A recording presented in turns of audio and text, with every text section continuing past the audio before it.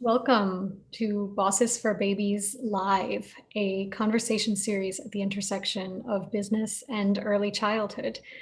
My name is Madeleine Thakur. I'm president of the Children's Movement of Florida and thrilled to host today's special edition of our Bosses Live, launching the results of our 2020 Working Parents Survey.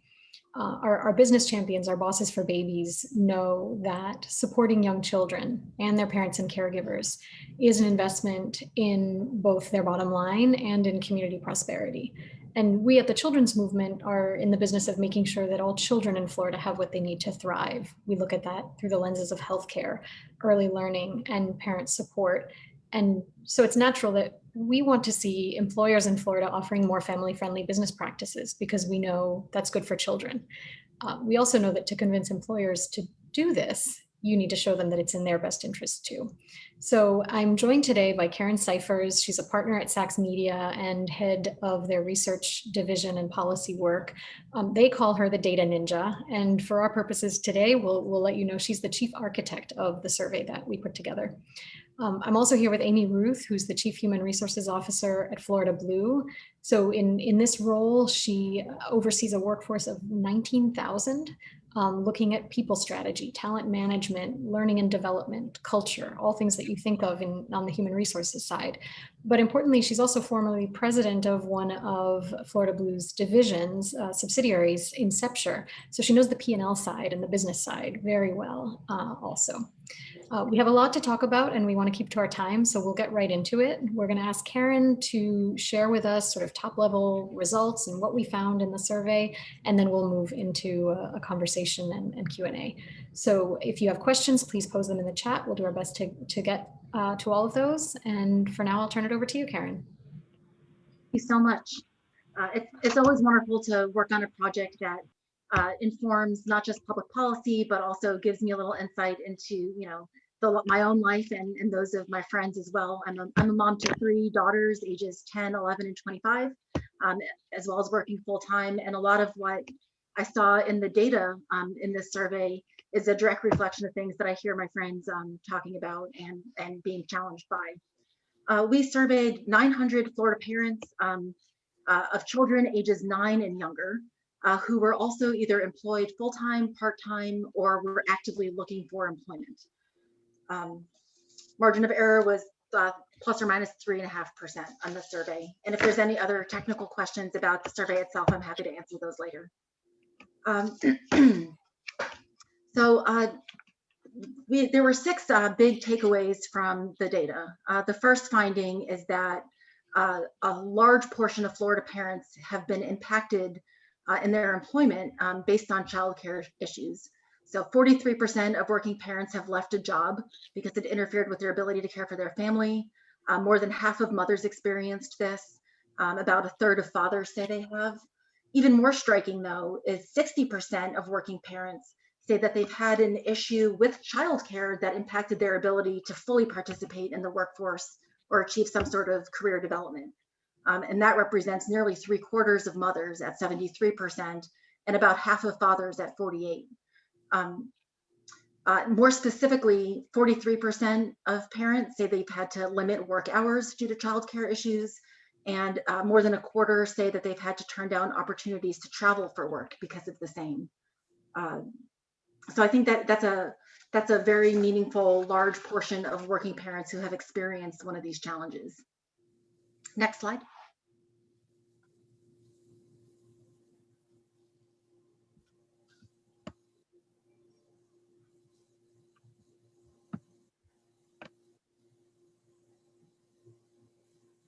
Daniela, I think we'll go to finding 2. Oh, thank you so much. All right, the second finding is that part-time employees are more likely to have these types of issues that impact their employment. In large part, we think because part-time employees have fewer access to benefits than do full-time employees.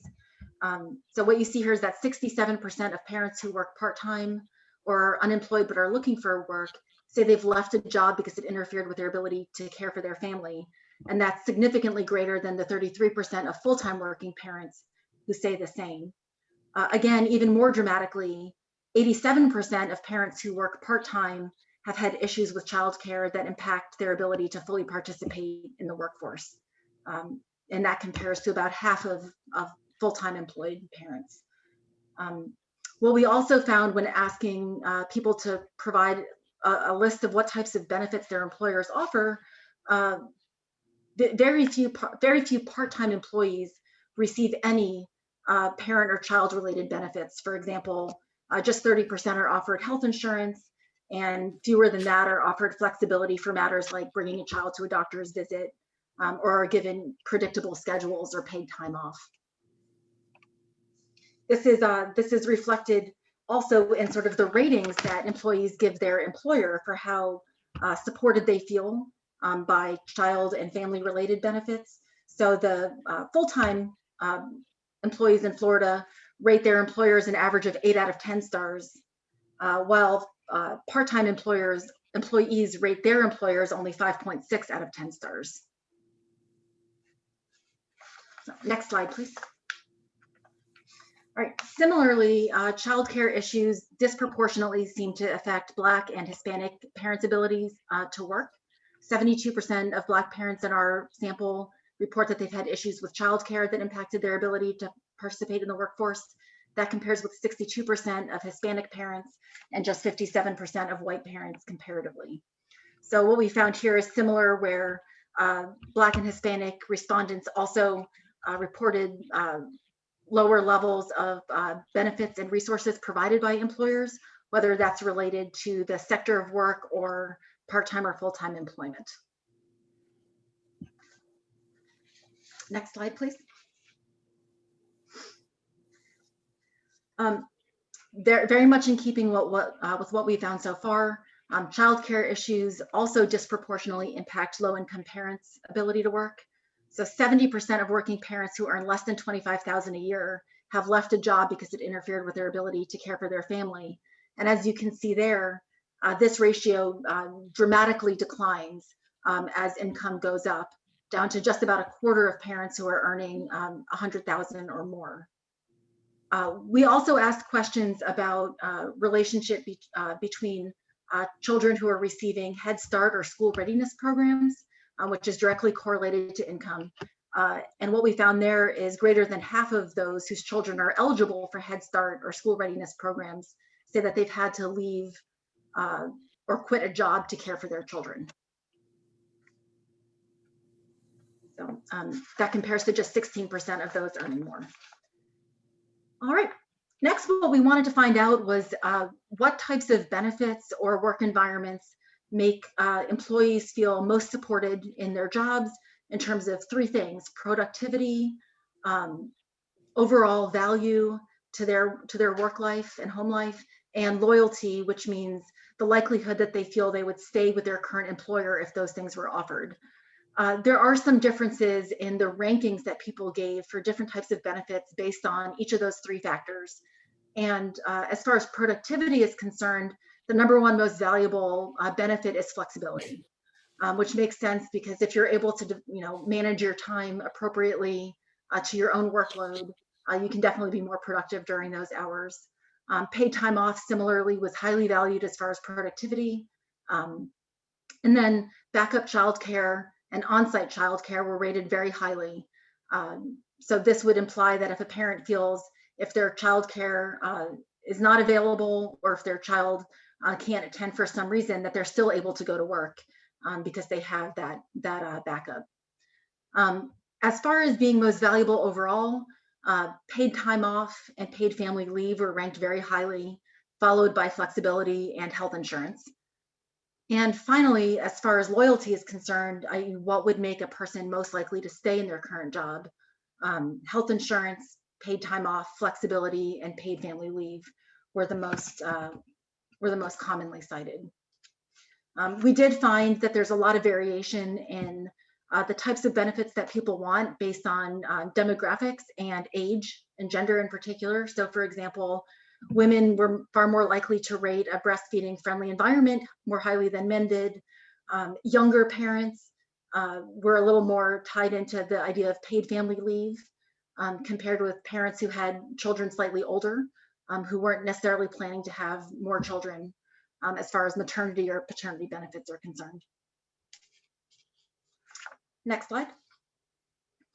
And finally, finding 6 shouldn't surprise anybody. Certainly not anyone who's had children learning from home while they're also working from home. But COVID-19 has amplified the challenges of childcare and employment alike, and has done so remarkably, very consistently between employee types. So we had asked respondents to say what type of field they work in, whether it's education, manufacturing, retail, office settings, and so on. And across the board, productivity and childcare issues were far greater now than they report having experienced prior to the pandemic. So prior to COVID-19, 44% of respondents said that they had childcare issues cause at least one productivity-related issue at work, and that is now 65% since the pandemic between July and December of 2020. So the most common cited productivity-related issues include leaving early, being late, being absent, feeling less reliable in the type of work that is getting done. Just as I had said prior, part-time employees and those earning less experience greater challenges. But as far as consistency across industry sectors, it does seem like there's a whole lot of universal challenges that working parents are facing these days. So that concludes the main findings, and I'm certainly happy to answer questions or get more deep on any particular finding. Thank you very much, Karen. I know as you were talking, I was thinking about a lot of the news articles that we've read about the ways that families have been impacted and the challenges of childcare. And it's valuable, I think, for our state to have some Florida specific data to really show that, and from the employee perspective to share with employers. So Amy, what do you see here? Is there anything that particularly surprised you or resonates with you in this data? Completely resonates with me and the experience that we lived as we went through last year.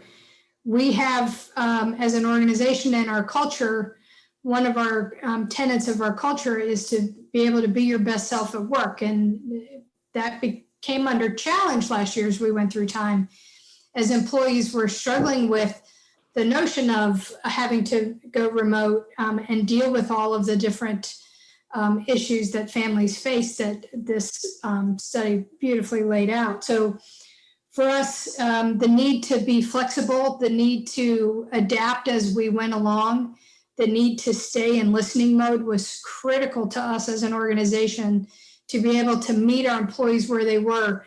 We've long believed that we're never going to be able to deliver the best customer experience we can unless you first deliver the best employee experience that you can. And never was that more true than last year.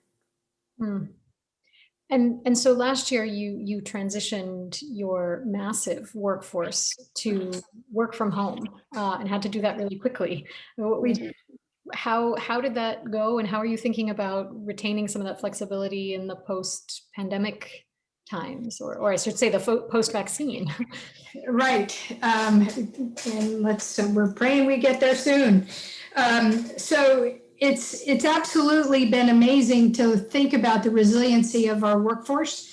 When I think about the transition that we went through, when we started down that path, we didn't know all the racial reckoning that was coming right around the corner as well. So, and that you hear some of that woven through the survey results as well. The piece for me, as I think about where we've been as an organization, where we're going, we had to stay on our toes the whole time. We added special paid time off policies as we went because we realized the regular workday wasn't going to work for people anymore. You maybe had to get your kids set up for school or take a break for lunch in a way that you didn't have to before. So we created complete flexibility in the way that employees were able to manage their day. We created for the employees that care directly for our members that are tied to their phone and their computer.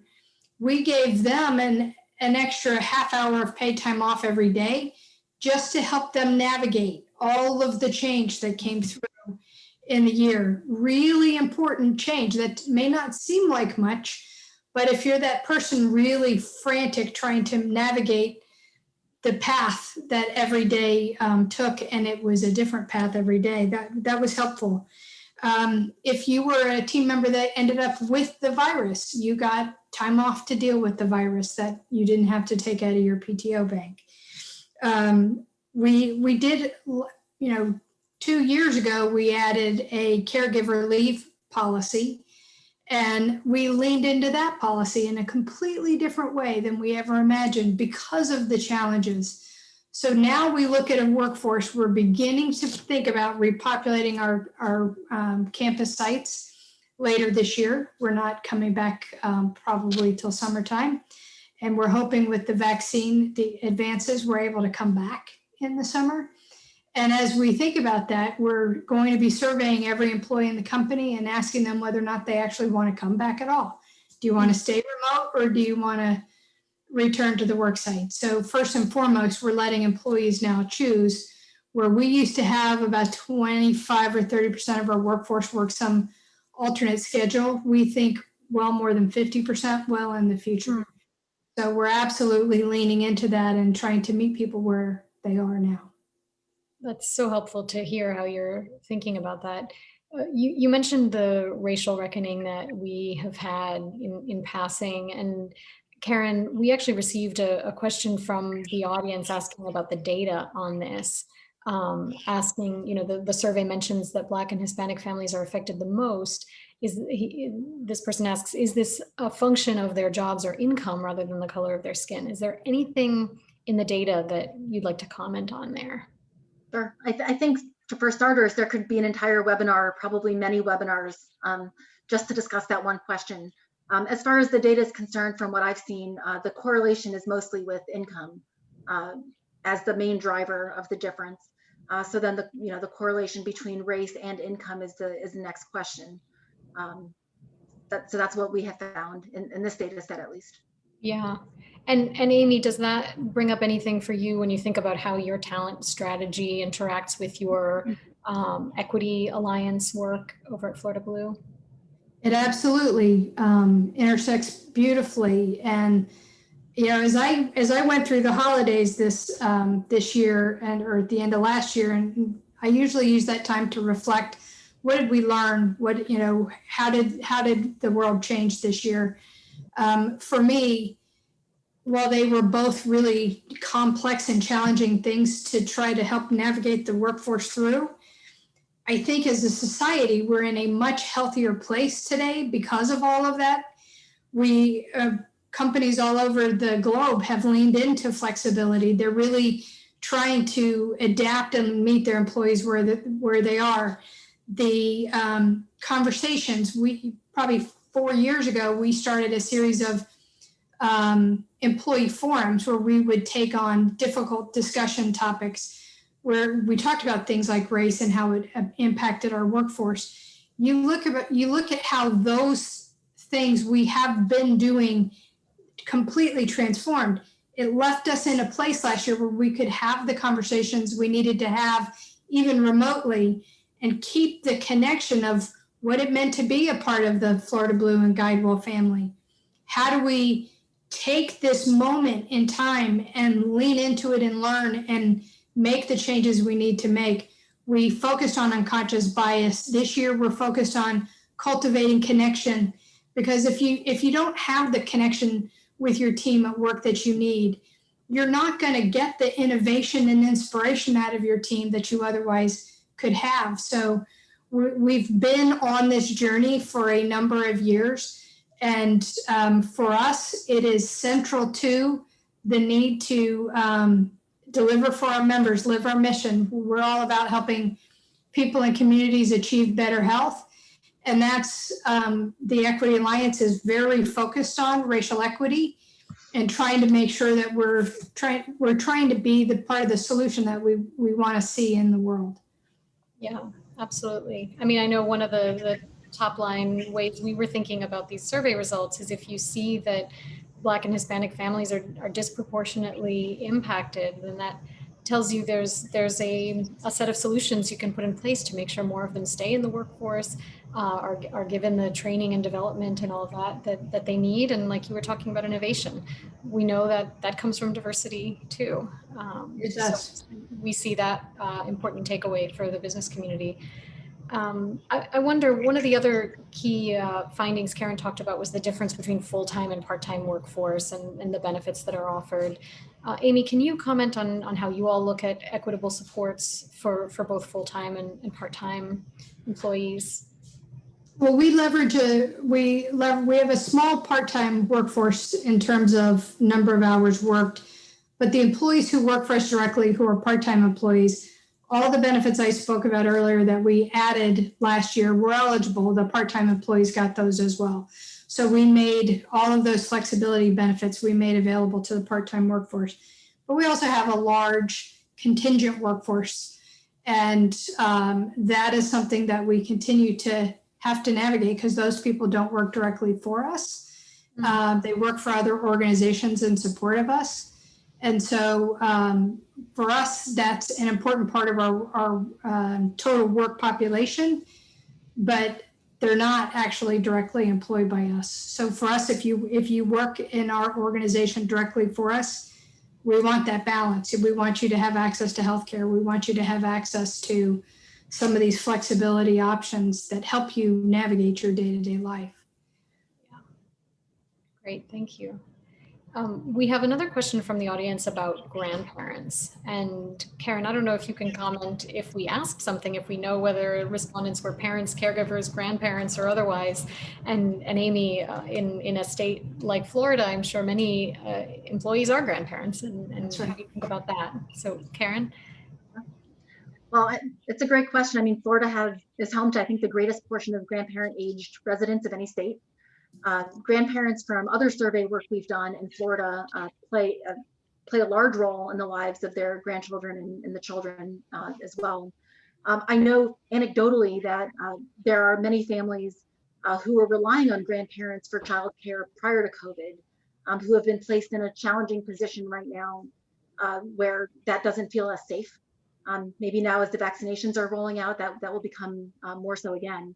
So I think COVID has definitely impacted the ability for grandparents to safely care for or fill that role for families as they have. We did ask in this survey and in some others what type of childcare people rely on, and there is a sizable portion of people who do rely on other family members, including grandparents, for that type of care. So to answer the question, I mean, we do have some survey data. I haven't broken these data out based on that type of care, but now that you've asked it, I think I'd like to. Great, so we'll stay tuned. Amy, do you want to comment on the grandparent question too? So I think I mentioned we added 2 years ago a paid caregiver leave policy for our team members.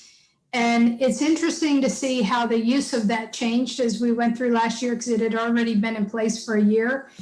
And it was different than our parental leave policy. This was caregiver. People leaned into it. It became a much more readily used benefit, in part because the needs of the workforce changed so dramatically last year. And it became more about some of the smaller family unit was added in, and then we probably doubled or tripled our use of that for your parents. And it could be an older sibling, it could be a grandparent, that type of thing, your own parents.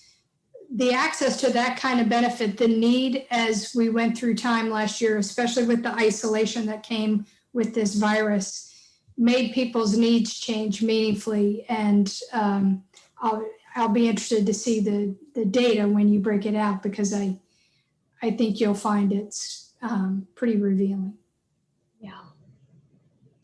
Well, so we called this webinar today, How Florida Businesses Can Win the Talent War. And so part of that is looking at, what does the workforce want? What do potential employees want, and how do you keep them? Karen, is there anything in the data when you looked at specific benefits that surprised you or that you want to talk about? Sure. Beyond what I shared in the slide, I think one benefit that stood out to me was flexible spending accounts. We asked people's awareness of various benefits, and when it comes to FSAs for things like copays and prescriptions, about 60% of people said they were aware of that type of benefit.